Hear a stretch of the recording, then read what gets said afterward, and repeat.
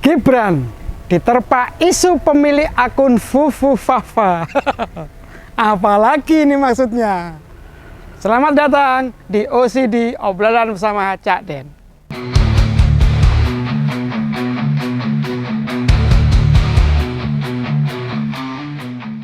Ini akun Fufu Fafa ini yang nggak pernah diakui oleh beliau pemiliknya ini.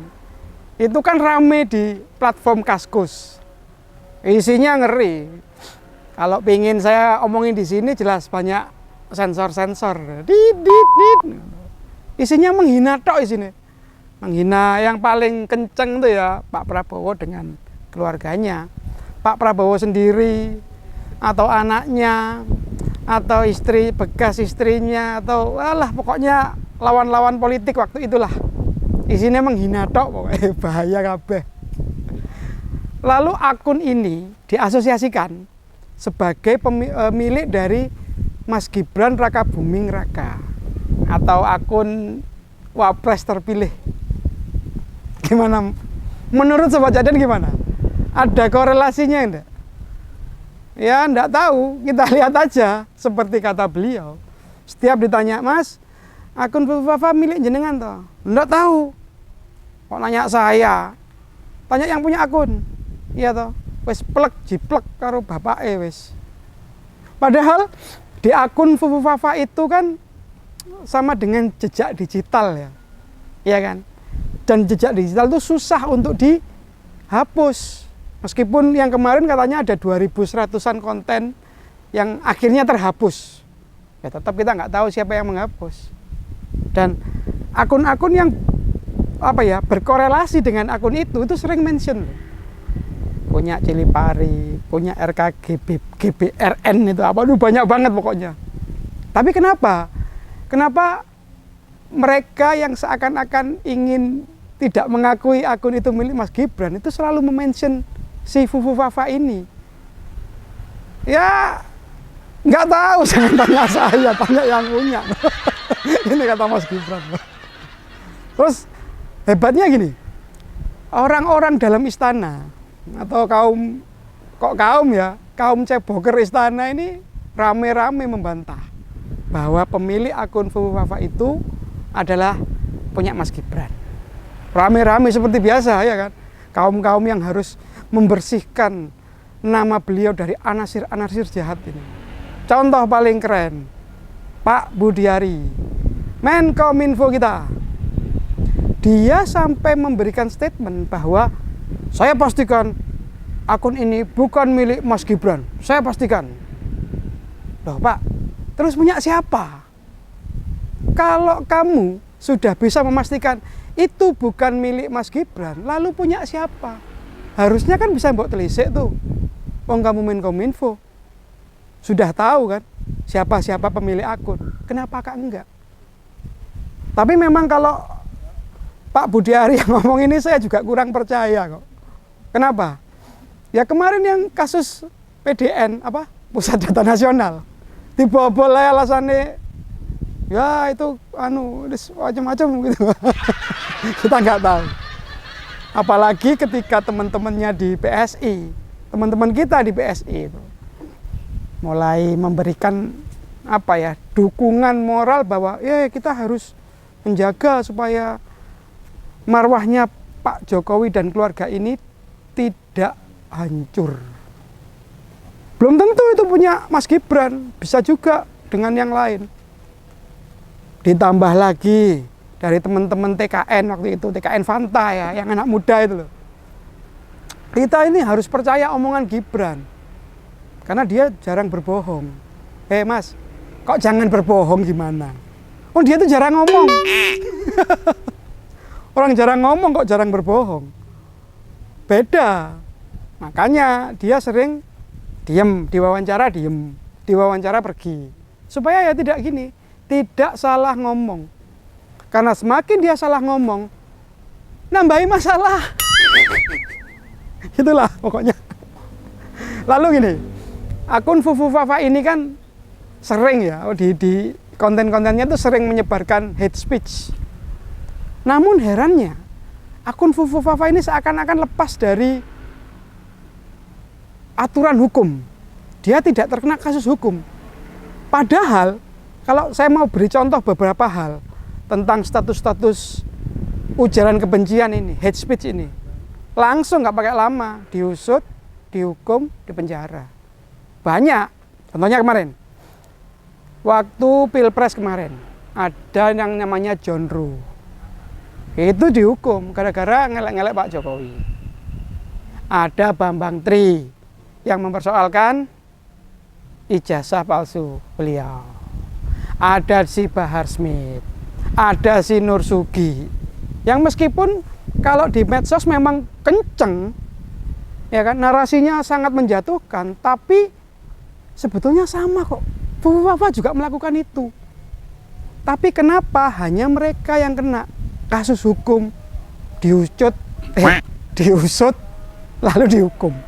Sedangkan ini beres bos, aman, tidak terkena apa-apa, ya kan?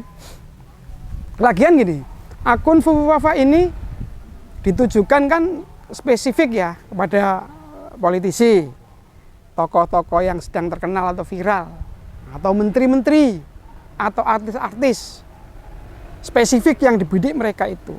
Dengan harapan manut, tunduk, orang macam-macam. Jadi gak biasa politik saling menyandera, dicari kesalahannya. Suatu saat ketika dia sedang bermasalah atau kita kekuasaan sedang tidak enak, dimainkan kartunya. Lalu kenapa kok penegak hukum terlihat susah ya? Susah bertindak atau susah mencari bukti-bukti yang sebetulnya sudah jelas. Wes gamblang, wes mak biak ketok jane. Kenapa nggak mau bertindak? Di mana keadilan? Apa gara-gara penegak hukum sekarang ini sedang ada endorsement atau tanda tangan dengan kekuasaan? Wallahu alam, saya enggak tahu. Tapi kayaknya ada deh. Tapi saya enggak tahu. Ya. Jadi gini, tidak ada petinggi negeri ini yang mendesak kepolisian atau siapapun untuk mencari tahu siapa pemilik akun ini. Enggak ada yang mendesak, enggak ada yang merasa penting gitu loh. Nah, ini kan jadi pertanyaan tuh. Masa Sobat Jen nggak bertanya? Kalau yang lain cepat diusut, yang ini nggak diusut.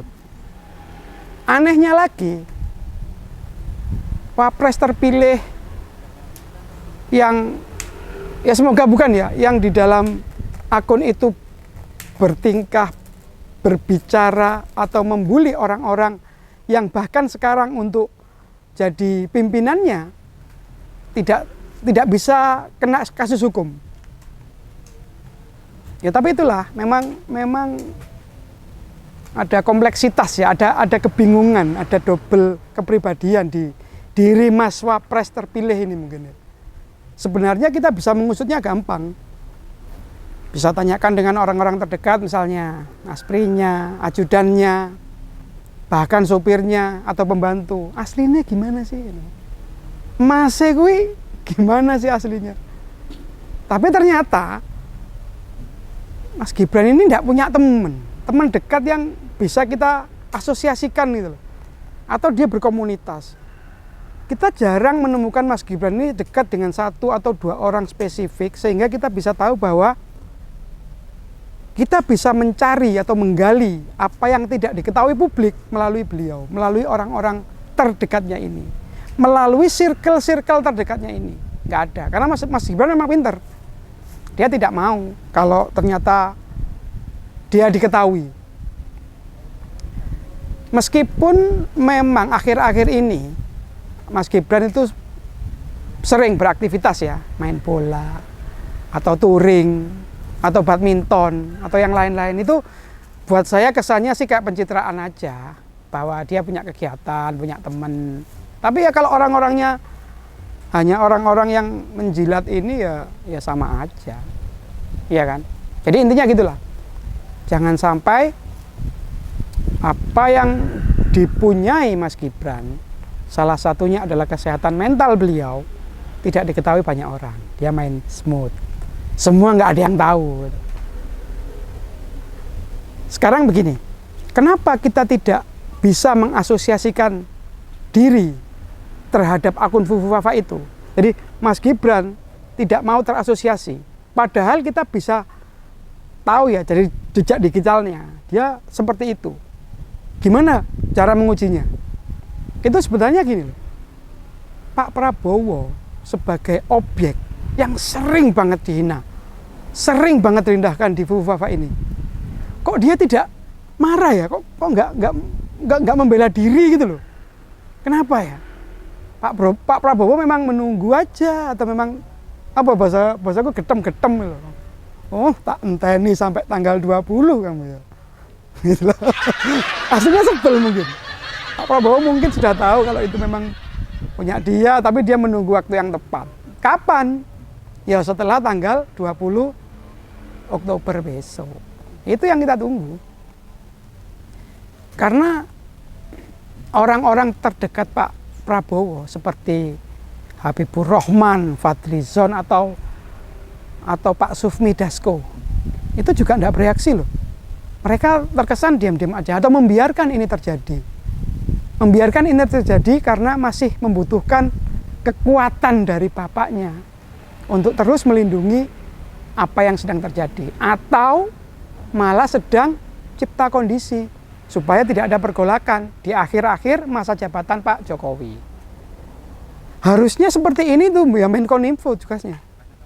Menkominfo itu tugasnya harus menelusuri, membuka jati diri siapa sebenarnya pemilik Fufufafa ini, agar nggak ada sakwa-sangka, agar kita itu nggak suudon sama Mas Gibran misalkan ya, kalau memang bukan dia.